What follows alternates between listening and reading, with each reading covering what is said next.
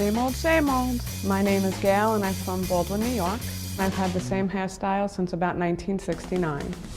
Since I was a kid, I always come back to the long hair so I can put it in a ponytail and be done with it. I'm a 911 dispatcher and we're not involved with the public. It's a very casual workplace. My hair doesn't have to be done every day. I can go in with it down, put my hood up, and I'm done.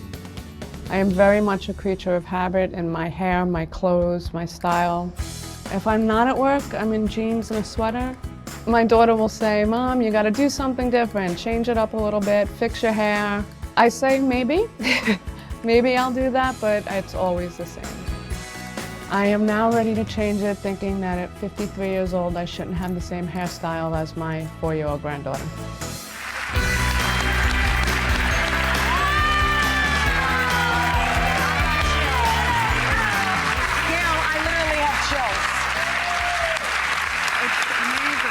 You are so beautiful. I literally have chills. You look so beautiful. I don't look like I did yesterday.